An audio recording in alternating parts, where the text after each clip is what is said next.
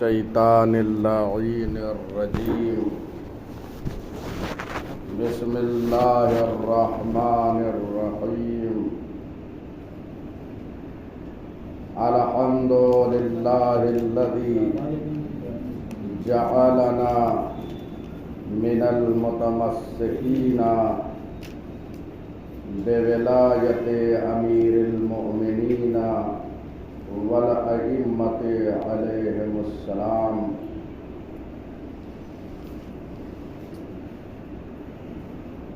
حاضرین محترم، زیارت غدیریہ کے سلسلے میں آج ہماری یہ 17ویں نشست ہے۔ گفتگو یہاں تک پہنچی ہے فلان اللہ مستقل الحرمۃ من کا، اللہ کی لعنت ہو اس پر جس نے آپ کی حرمت کو پاش کیا۔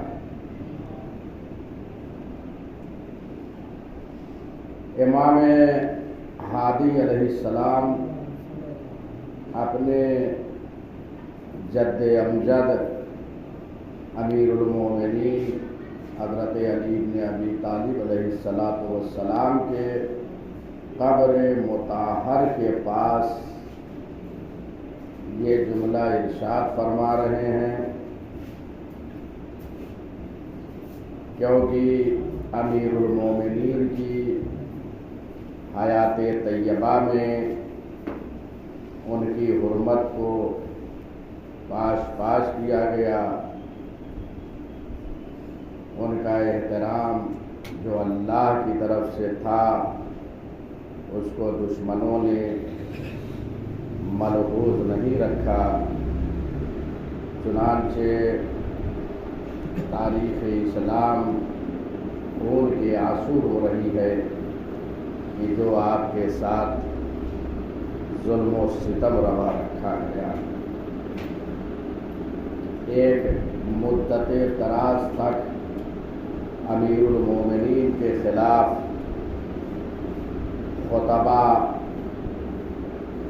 ممبروں سے لعن و طعن کرتے تھے، اور اس کے بعد صرف یہی نہیں بلکہ آپ کے خانہ اطہر کی بھی بے حرمتی کی۔ زمانے والے آپ کے دروازے پر آگ و لکڑی لے کر جمع ہو گئے، اور اس کے بعد آپ کے گلے میں رسن ڈال دی گئی۔ یہ احترام جو اللہ کی طرف سے انہیں کرنا چاہیے تھا، اس احترام کو دشمنوں نے مد نظر نہیں رکھا، بلکہ آپ کے احترام کو پاش وَذَائِدِ الْحَقِّ عَنْکَ، اور حق کو آپ سے دور رکھا گیا۔ آپ کا جو حق تھا وہ دور کر دیا گیا۔ خلافت، امامت آپ کا حق تھا، لیکن دشمنوں نے اس حق کو آپ سے دور کر دیا، اور وہ باغ جسے ہم باغ صدق کہتے ہیں وہ بھی حق حضرت زہرا سلام اللہ علیہا تھا، اس کو بھی دشمنوں نے لے لیا اور اس حق سے بھی آپ کو محروم کیا۔ وَأَشْهَدُ أَنَّهُمُ الْأَكْثَرُونَ، اب امام فرماتے ہیں، امام ہادی علیہ السلام کی میں گواہی دیتا ہوں کہ جنہوں نے یہ کارنامے انجام دیے ہیں یہ سب سے زیادہ گھاٹے میں ہیں، اکثرون بہت زیادہ گھاٹے میں، جنہوں نے آپ کی حرمت کا پاس و لحاظ نہیں کیا وہ بہت گھاٹے میں ہے، بہت زیادہ نقصان میں ہے۔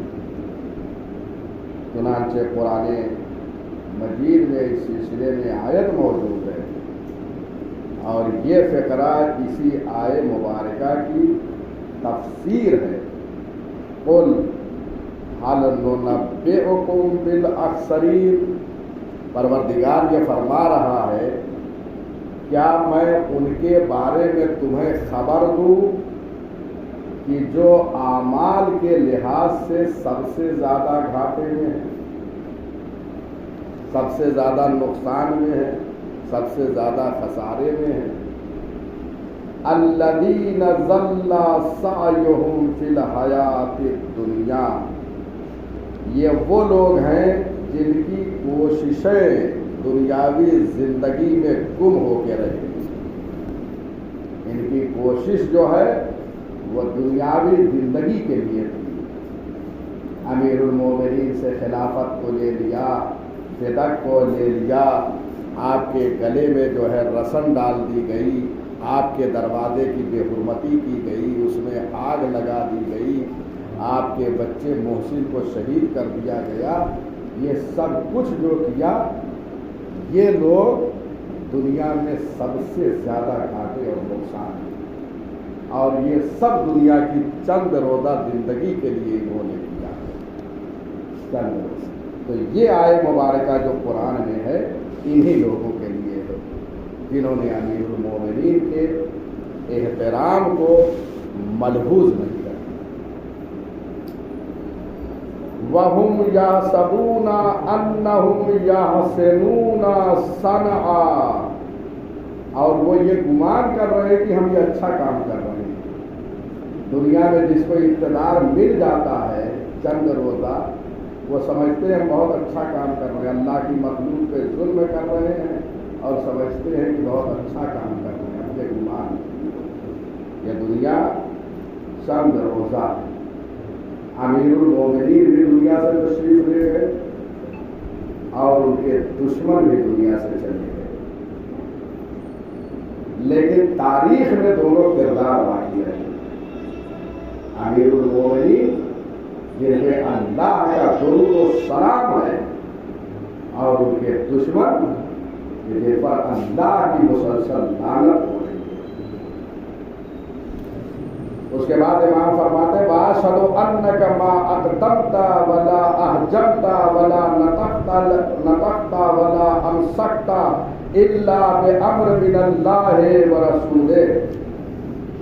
مولا کہتے ہیں کہ میں گواہی دیتا ہوں کہ آپ نے کوئی قدم نہیں اٹھایا اور نہ ہی کسی مسئلے میں تعامل کیا اور نہ ہی کوئی گفتگو کیا اور نہ ہی کوئی خاموشی اختیار کیا مگر اللہ اور اس کے رسول کے حکم سے۔ یعنی جو کام بھی کیا امیر المومنین نے وہ اللہ اور اس کے رسول کے حکم سے کیا۔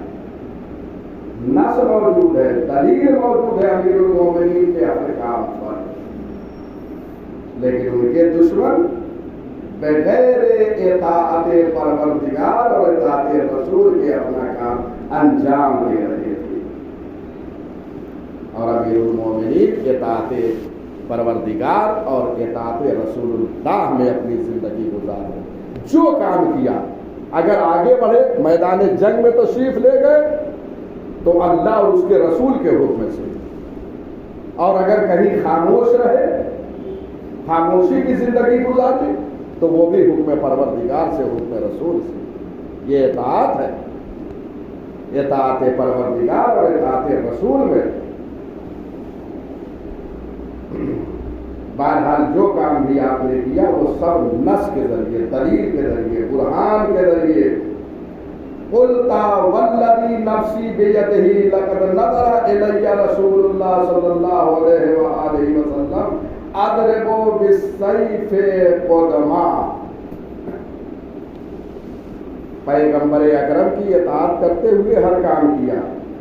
قلتا والذی نفسی، یہاں تک کہ آپ نے یعنی امام ہادی علیہ السلام یہ اپنے جد امجد کی قبر مطہر کے پاس خطاب کرتے ہوئے کہہ رہے قلتا والذی نفسی بیدہ، اے امیر المومنین آپ نے یہ فرمایا، قسم ہے اس پروردگار کی جس کے قبضہ قدرت میں میری جان ہے، لقد نظر الی رسول اللہ، رسول اللہ مجھے دیکھ رہے تھے اور میں ان کی نگاہوں کے سامنے میدان جنگ میں تلوار چلا رہا تھا۔ کتنا وہ حسین لمحہ ہوگا کہ امیر المومنین کی تلوار چل رہی ہو اور پیغمبر دیکھ رہے ہوں۔ آج ایک مومن کی یہ تمنا ہے نا کہ امام عصر تشریف لائیں اور ان کی نگاہوں کے سامنے ہم تلوار چلائیں اور ان کی نگاہوں کے سامنے جام شہادت نوش کریں۔ کیا وقت ہوگا، وہ کیا لمحہ ہوگا کہ وقت کا امام جو ہے سامنے ہو اور ہمیں دیکھ رہا ہو اور ہم ان کے دشمنوں سے بسرے بیکار ہوں۔ آج ہر مومن یہ دعا کر رہا ہے کہ جب امام تشریف لائے تو ہمیں ان کے آبان و انصار میں سے شمار کرنا اور ان کے نگاہوں کے سامنے ہمیں شہادت ملے۔ ہر ایک کی تمنا، تو بتائیے امیر المومنین کی کیا تمنا رہی ہو؟ اور یہی تمنا تھی کہ ہر مقام پر، ہر منزل پر جتنی جنگیں ہوئی ساری جنگوں میں فتح و کامرانی کا صحرا امیر المومنین کے سر پہ ہوتا۔ پیغمبر اکرم تشریف فرما ہوتے تھے اور تلوار چلاتے تھے۔ فقالا، یہاں تک کہ پیغمبر اکرم نے یہ ارشاد فرمایا، یا علی انت منی بمنزلۃ ہارون من موسیٰ الا انہ لا نبی بعدی۔ پیغمبر اکرم نے فرمایا، اے علی تم کو مجھ سے وہی نسبت ہے جو ہارون کو موسیٰ سے تھی۔ جناب ہارون جناب موسیٰ کے بھائی، اور یہاں امیر المومنین پیغمبر اکرم کے چچا زاد بھائی، تو وہاں جو نسبت ہے وہی نسبت یہاں۔ وہاں کا جناب موسیٰ علیہ السلام جب الواح تورات کو لینے کے لیے کوہ طور پہ تشریف لے گئے تو اپنے بھائی جناب ہارون سے یہ ارشاد فرمایا ہے، قرآن میں یہ آیت موجود ہے جو انہوں نے ارشاد فرمایا تھا، وَقَالَ مُوسَىٰ لِأَخِيهِ هَارُونَ اخْلُفْنِي فِي قَوْمِي۔ اے ہارون، جناب موسیٰ نے کہا اپنے بھائی سے، ہارون سے، کہ میری قوم میں میرے جانشین رہو۔ یعنی وہ تشریف لے جا رہے ہیں، کوہ طور میں تشریف لے کے 40 رات وہاں گزاری ہے اور یہاں یہ ان کے جانشین رہے۔ یعنی اگر موسیٰ نہیں ہے تو ان کے خلیفہ کون ہے، ان کے جانشین کون ہے؟ جناب ہارون۔ پیغمبر اکرم نے کیا ارشاد فرمایا، اے علی تم کو مجھ سے وہی نسبت ہے جو ہارون کو موسیٰ سے ہے۔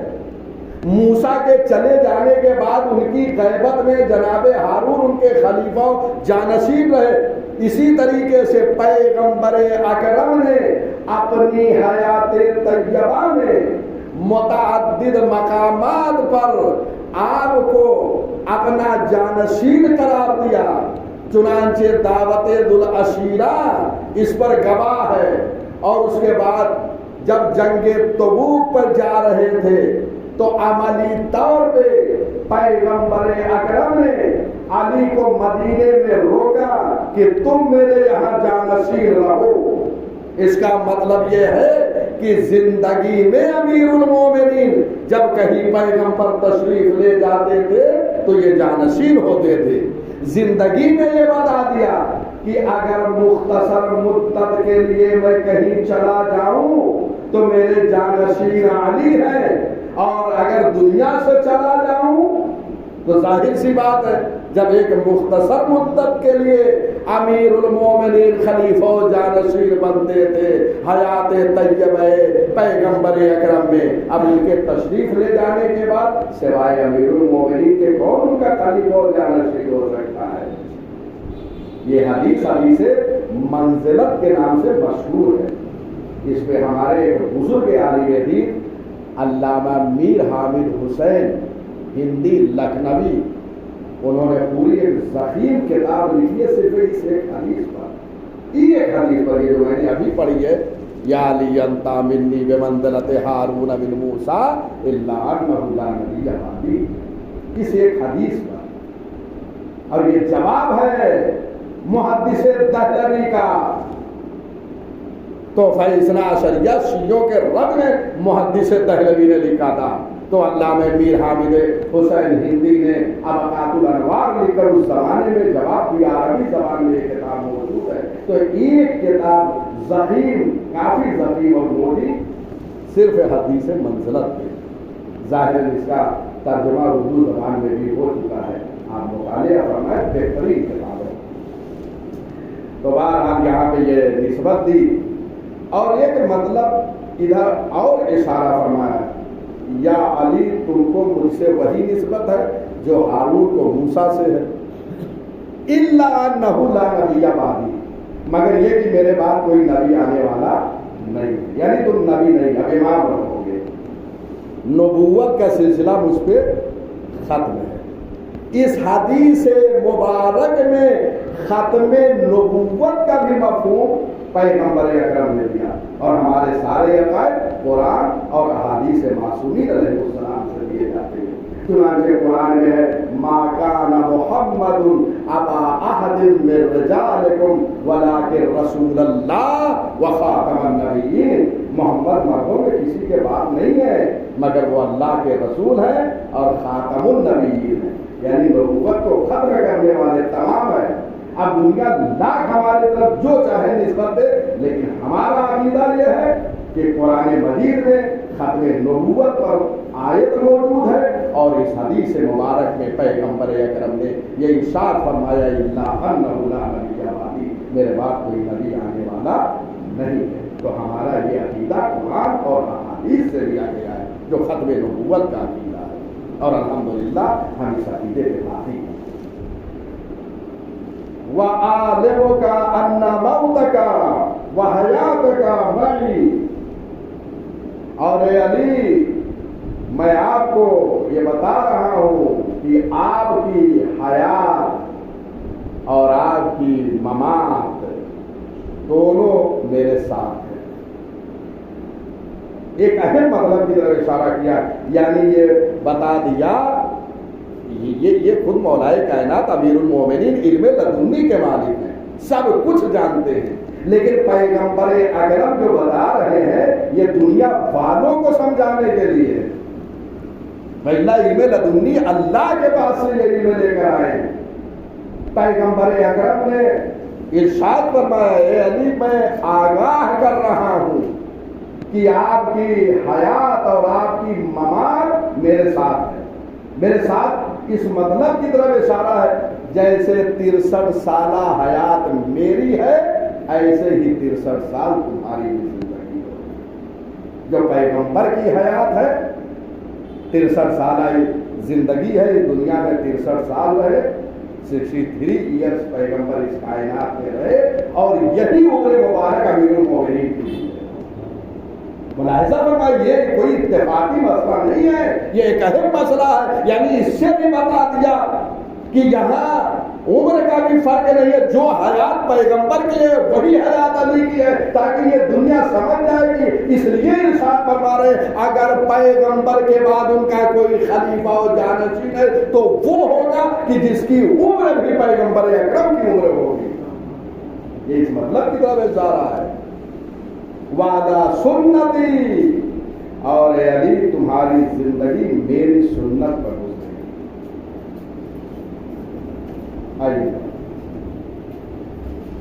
میری سنت پہ جب تک امیر المومنین اس کائنات میں رہے پیغمبر اکرم کی سنت پر اور سیرت پر چلتے رہے۔ وعدہ سنتی یہ سب اہم مطالب ہے، یعنی دنیا کو یہ بتانا چاہا اگر میرے بعد راستے مشتبہ ہو جائیں تمہیں پتہ نہ چل سکے کہ کس راستے پہ جانا ہے، اس لیے کہ پیغمبر اکرم کی شہادت کے بعد دنیا والوں نے بہت سارے راستے قائم کر لیے، تو اب ظاہر سی بات ہے کہ ایک مسلمان اگر یہ چاہے کہ کس راستے پر جانا ہے تو پہلے پیغمبر اکرم نے یہ ارشاد فرما دیا وَعَلَى سُنَّتِي، میرے بعد علی میری سنت پر چلیں گے، یعنی میری سنت پر یہ چلیں گے تو یہی راستہ اختیار کرنا ہے. یہ واضح کر دیا ہے، روشن کر دیا ہے پیغمبر اکرم. اس کے بعد کا جملہ فَوَاللَّهِ مَا كَذِبْتُ وَلَا كُذِّبْتُ وَلَا ضَلَلْتُ وَلَا ضُلَّ بِي.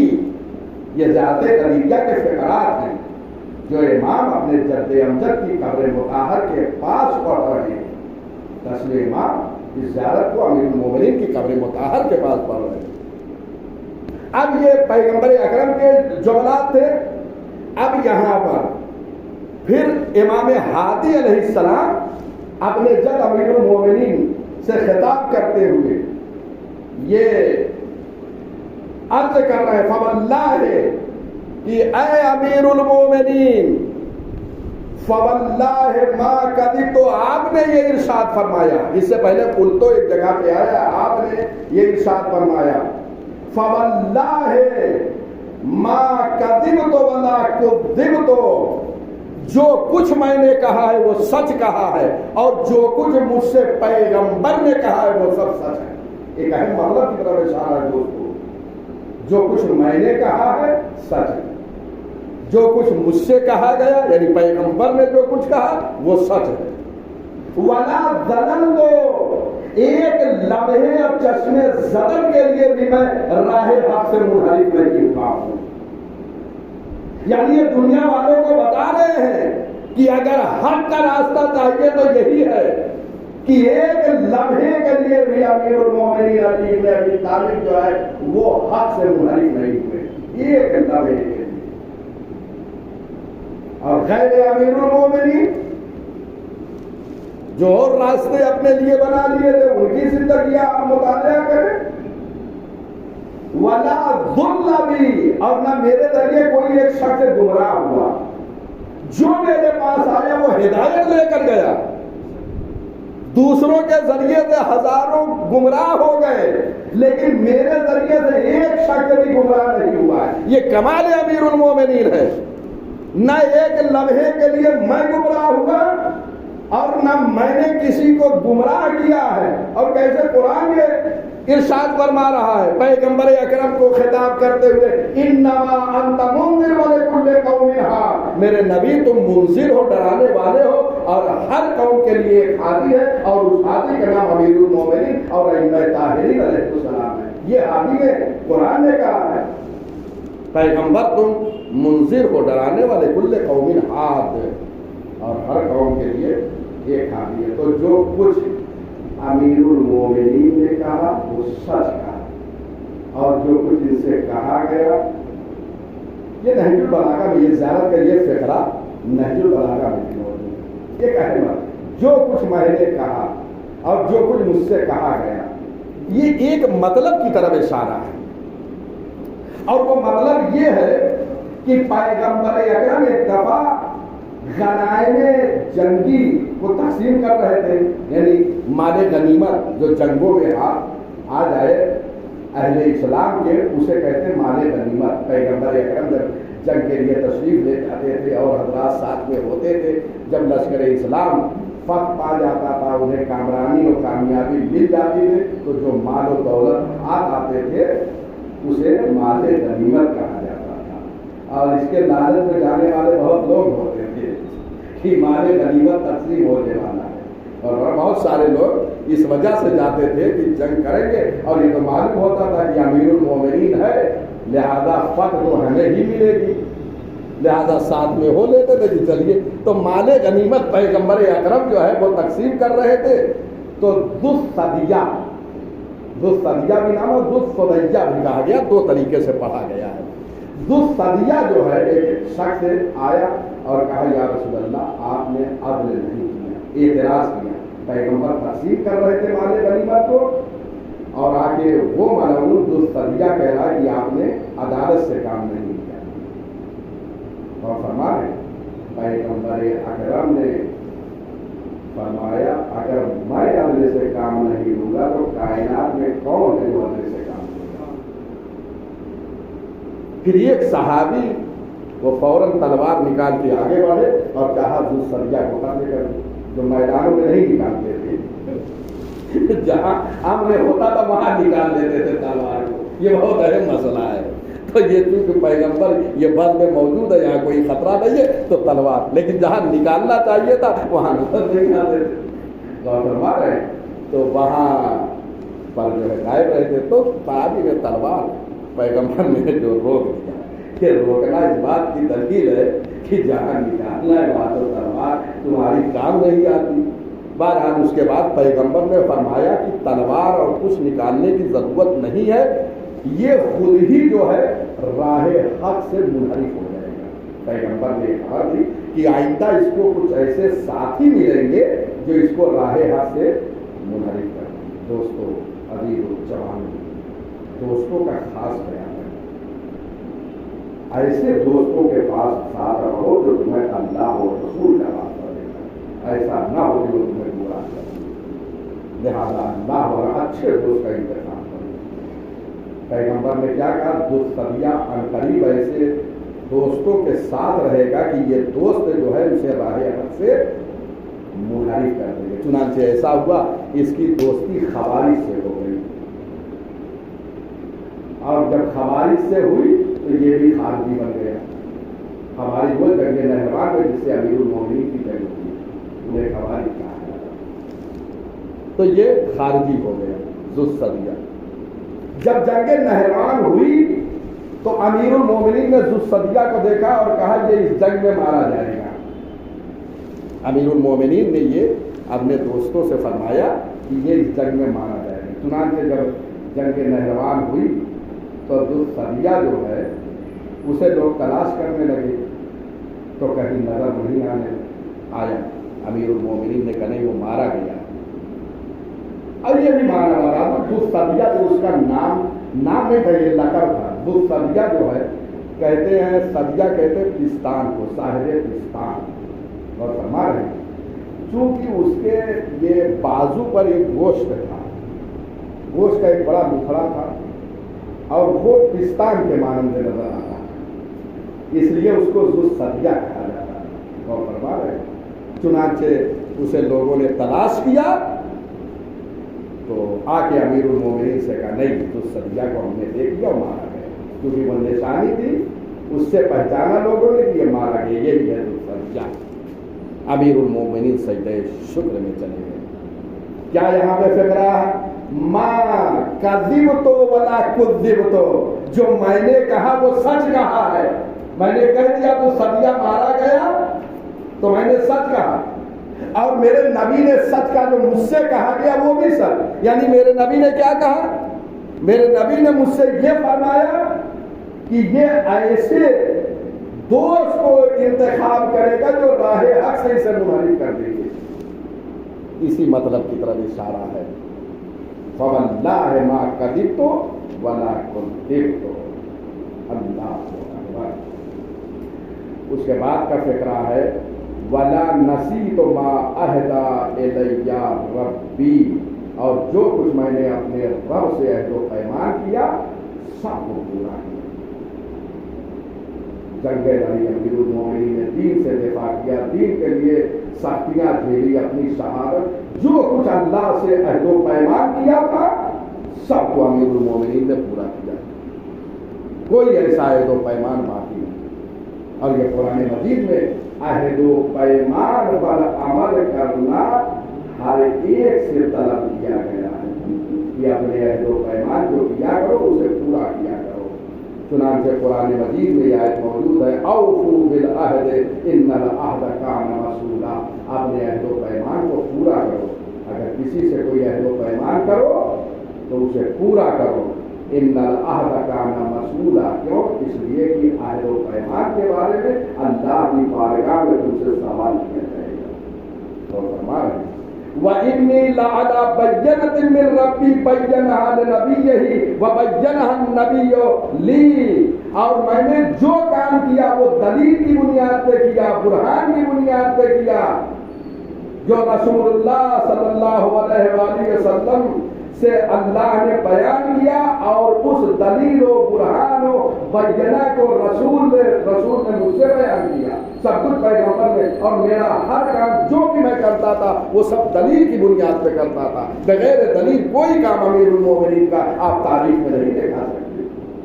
یہ بہت بڑا فضل ہے کہ امیر المومنین نے جو کام کیا۔ وَإِنِّي، اس کے بعد کا یہ فقرہ ہے، وَإِنِّي لَعَلَى الطَّرِيقِ الْوَاضِحِ، اور میں راہ روشن پہ چلتا رہا۔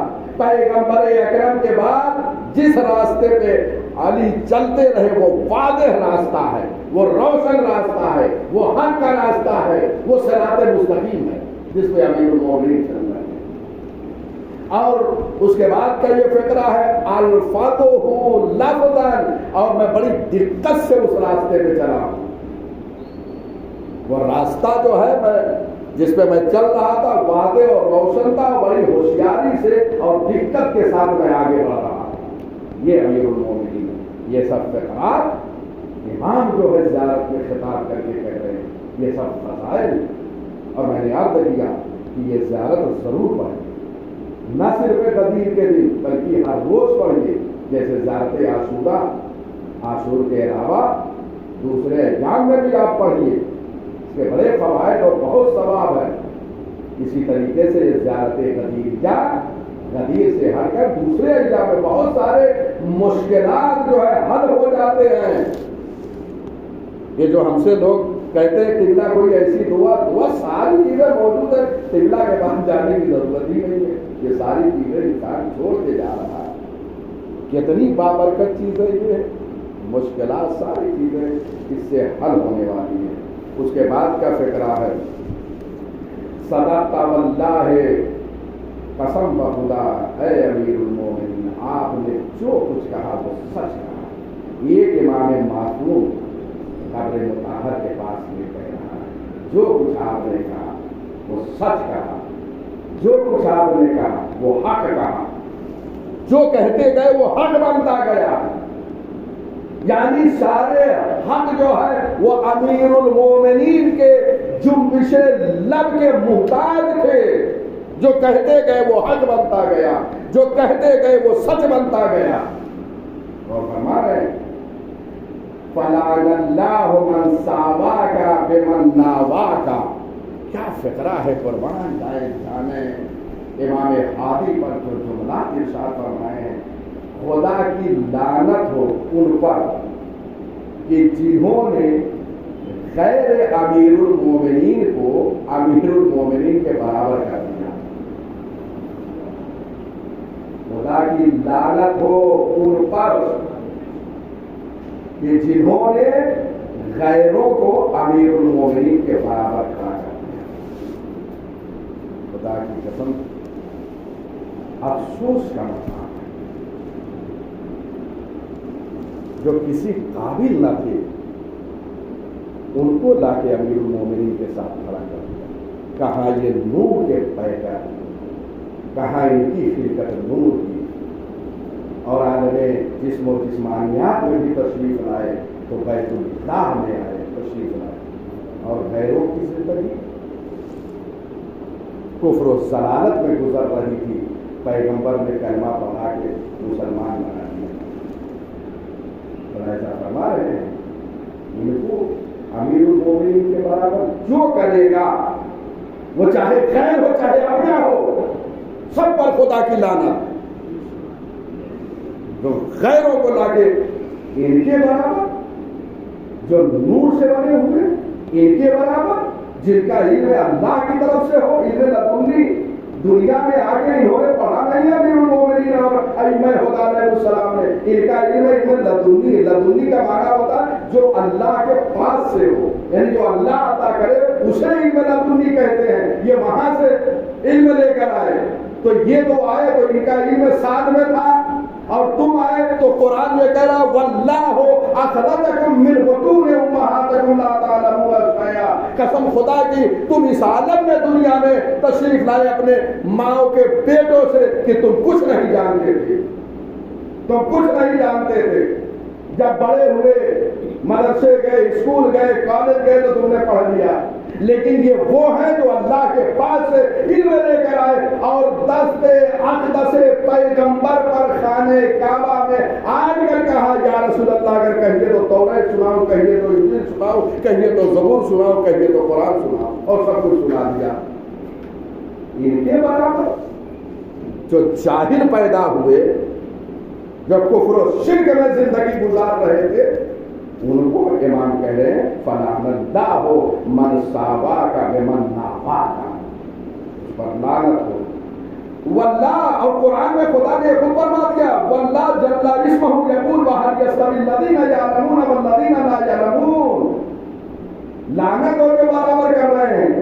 کیا انہیں یہ آیت نہیں معلوم کہ عالم اور جاہل برابر نہیں ہو سکتے؟ کہاں امیر المومنین جو عالم علم لدنی ہے، جو اللہ کے پاس سے علم لے کر آئے، اور کہاں یہ جاہل عرب کے هل يستوي الذين يعلمون والذين لا يعلمون، کیا عالم و جاہل دونوں برابر ہو سکتے ہیں؟ ہرگز نہیں۔ تو پھر کیوں لا رہے ہو امیر المومنین کے مقابلے میں؟ کیا فقرات ہیں امام حافظ علیہ السلام، اللہ اکبر۔ بہرحال گفتگو یہیں پر تمام کر رہے ہیں۔ یہ ولایت کا ایک مکمل درس ہے۔ عالی شناسی کے لیے، معرفت امیر المومنین کے لیے اس سے بہتر کوئی زیارت نہیں ہے۔ اگر آپ چاہتے ہیں کہ امیر المومنین کی معرفت حاصل کریں تو جو چیزیں آپ کو اس زیارت خدیجہ میں ملے گی وہ کہیں نہیں۔ امیر المومنین کی معرفت کا ایک باب ہے۔ زمانے والے جب آپ کی ولایت کو چھپا رہے تھے، لوگوں کو دور کر رہے تھے، اس وقت خاندان اہل بیت عصمت و طہارت کے لوگ آگے آن کر مختلف جہتوں سے ولایت کی حفاظت کر رہے ہیں، اور آج آخری خلی پر رہ گئے ہیں۔ وہ جو کچھ اہل بیت پر ظلم ہوا ہے، اس کے لیے صبح و شام گریا کر رہا ہے۔ خدا کی قسم 1400 سال گزر جانے کے بعد آج تک ہم واقع کربلا پہ ہو رہے ہیں۔ جب بھی اہل بیت کا ذکر ہوتا ہے، جب بھی حسین کا نام آ جاتا ہے، یبن شبیب امام رضا علیہ السلام نے شبیب ابن ریان ابن شبیب سے یہ کہا یبن شبیب ان کنت باغیا لشیء فابق للحسین، اے شبیب کے بیٹے، اگر کسی چیز پہ تمہیں رونا آئے تو میرے جد حسین پہ رو لیا کرو، فإنہ ذبح کما یذبح القبش، اس لیے کہ میرے جد حسین کو ایسے ذبح کیا گیا جیسے ایک گوسفند کو ذبح کیا جاتا ہے۔ بھائی ایک وجہ شبہ یہی ہے کہ جب کوئی جانور کو ذبح کرتا ہے تو کوئی یہ نہیں پوچھتا ہے کہ اسے کیوں ذبح کر رہے ہو۔ ارباب رضا، کربلا کے میدان میں جب زہرا کا لال ذبح ہو رہا تھا، کوئی اتنا کہنے والا نہ تھا یہ فرزند رسول ہے، اسے کیوں ذبح کر رہے ہو۔ حاضرو، وقت کا امام پردہ قید میں اپنے جد حسین کو خطاب کر کے یہ کہہ رہا ہے لأنتبن علیک صباحا ومساء ولأبدین علیک بدل الدموع دما۔ یہ جب تھا میں اس زمانے میں نہیں تھا، لیکن یہ وعدہ کر رہا ہوں کہ جب تک زندہ رہوں گا صبح و شام گریا کرتا رہوں گا۔ ارباب رضا، اب آپ سمجھیے کہ وقت کا امام کتنا رو رہا ہے پردہ قید میں۔ ارباب رضا، مجھے نہیں معلوم، لیکن اتنا ملتا ہے کہ امام نے صرف یہ نہیں کہا کہ میں گریا کر رہا ہوں، بلکہ کہا میں روتے روتے خون کے آنسو رونے لگتا ہوں۔ ارباب رضا، ذرا آپ غور فرمائیے کہ وہ امام جس کے نگاہوں کے سامنے واقع کربلا موجود ہو، وہ کیسے گریا کر رہا ہو۔ ہم نے واقعے کو سنا ہے، ہم نے کربلا کو دیکھا نہیں ہے، ہم نے جنگ کو دیکھا نہیں ہے، ہم نے سنا ہے۔ لیکن وقت کا امام دیکھ رہا ہے. ہمارے یہاں مقتل کے جملے ہیں کہ جب امام تشریف لائیں گے تو امام کا پہلا جملہ ہوگا الا یا اہل العالم، اے زمانے والو، انا السمسار المنتقم، میں وہ تلوار ہوں جس سے شہدائے کربلا کا بدلہ لیا جائے گا. اس کے بعد امام نے فرمایا الا یا اہل العالم ان جدی الحسین قتلوہ عطشانا، اے زمانے والوں میرے جد حسین کو پیاسا ذبح کر دیا گیا. عزاداران حسین کیسے پیاسا ذبح کیا گیا؟ کیسی پیاس تھی حسین ابن علی کی کہ سید سجاد جب دفن کے لیے آئے ہیں کوفے سے اور اپنے بابا کو دفن کیا تو قبر مطہر پر یہ جملہ لکھا ھذا قبر الحسین الذی قتلوہ عطشانا، یہ حسین کی قبر ہے جسے پیاسا مارا گیا. آپ نے سن لیا ہے لیکن ذرا غور کریں کہ وقت کا امام سید سجاد زندگی بھر روتے رہے اس لیے کہ پیاس کو دیکھا، خود بھوکے تھے، خود پیاسے تھے. وقت کا امام جو پردے غیب میں ہے وہ آواز دے رہا ہے میرے جد حسین کو پیاسا مارا گیا. ایک فقرہ اور سن لیجیے جو امام کہیں گے الا یا اہل العالم ان جدی الحسین سحقوہ عدوانا، اے زمانے والو میرے جد حسین کے لاش پہ گھوڑے دوڑا دیے گئے.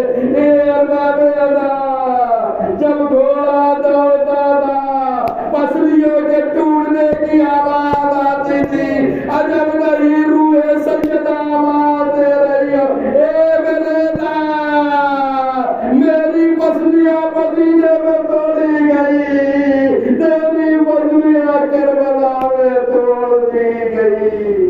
واہ مصیبت، واہ حسین، واہ علی، واہ محمد. وَسَيَعْلَمُ الَّذِينَ ظَلَمُوا أَيَّ مُنْقَلَبٍ يَنْقَلِبُونَ